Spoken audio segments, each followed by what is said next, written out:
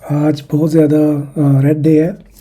तो मतलब काफ़ी दिनों से मैं वीडियो बनाने का सोच रहा था, लेकिन कुछ समझ में नहीं आ रहा था कि मतलब किसके ऊपर बनाऊँ वीडियो, क्योंकि बिटकॉइन जो था वो ऊपर जाता जा रहा था और आल्ट कॉइन्स जो थे वो उसको ड्रैग कर रहे थे। फिर बिटकॉइन जो था वो 1500-1600 का हो गया। उसके बाद फिर बिटकॉइन ने पंप किया और उसके बाद कुछ इतना ख़ास हो नहीं रहा था मार्केट के अंदर।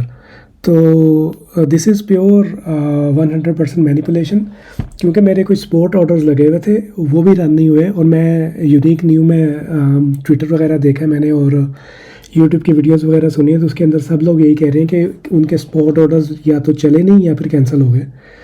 तो दिस इज़ 100% मैनिपुलेशन, क्योंकि ट्रंप ने जो ट्वीट की है टैरिफ की, जो उसने कहा कि मैं चाइना पे 100% टैरिफ लगाऊंगा, तो उसके आधा घंटा पहले अराउंड $1 बिलियन की जो है ना बिटकॉइन के ऊपर शॉर्ट पोजीशन ओपन हुई है, हाइपर लिक्विड के ऊपर एथेरियम की। और आधे घंटे बाद उसकी जो है वो ट्वीट आ गई है और साथ ही मार्केट जो है ना मतलब यार कुछ कॉइन्स ऐसे हैं कि जो 5 के थे जिस तरह एटम, और वो 0.001 का हो गया। और फिर मतलब अगर आपके स्पॉट ऑर्डर नहीं रन हुए तो फिर वो डिप बाय किसने की है। तो बात ये है कि आई एम सॉरी मैं हंस रहा हूँ, लेकिन this is just so stupid कि साफ नज़र आता है कि ये मैनिपुलेशन है इनसाइड ट्रेडर्स है, लेकिन कोई रेगुलेशंस नहीं है। तो यू कैन डू एनीथिंग। और ये इतनी कोई बड़ी बात नहीं थी कि जिसके ऊपर जो है ना वो मार्केट इतना बड़ा टेंट्रम शो करती, क्योंकि बिटकॉइन अपना अपना ट्रंप ने तो पहले भी काफ़ी दफ़ा ट्वीट्स की हैं उसकी टैरिफ्स वगैरह लगाने की, और फिर साथ ही आ जाती कि नहीं जी हमारी उनसे बात हो गई है, और आधा घंटा जो है मतलब कि वटेवर मतलब अगले महीने में डाल देता है, या वो जो है ना क्या कहते हैं, एनीवेज कॉइन मार्केट कैप देखते हैं।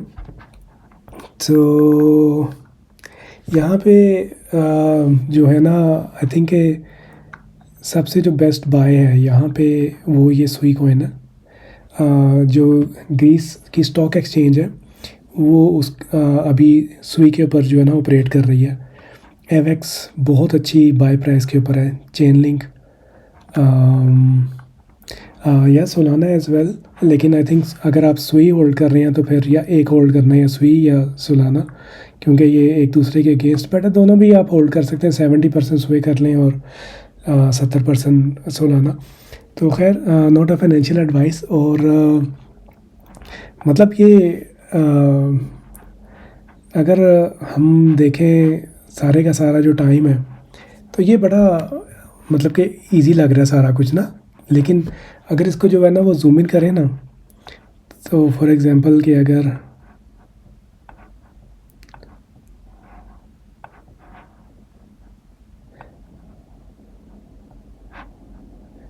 क्या 2019 में, या अच्छा ये, तो ये जो काफ़ी बड़ी डिप्स हैं ये। अब ये 2015 के अंदर आई थी एक डिप, उसके बाद ये ऊपर गया और फिर दोबारा मतलब उस प्राइस के ऊपर, इस प्राइस के ऊपर कभी नहीं आया। और उसी तरह मतलब अगर हम इस तरह ये थोड़ा थोड़ा टाइम फ्रेम आगे चलाते जाएं, तो फिर ये 2018 की, और फिर आई थिंक ये थी आपकी कोविड की डिप 2020 की, या I don't remember.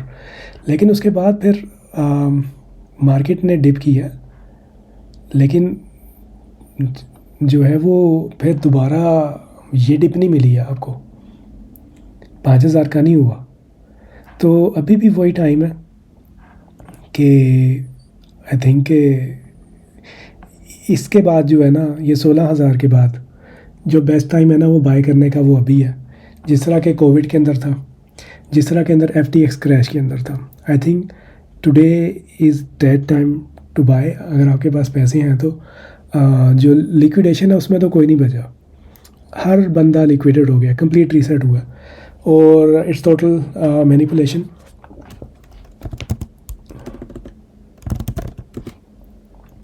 Trading view के ऊपर देख लेते हैं।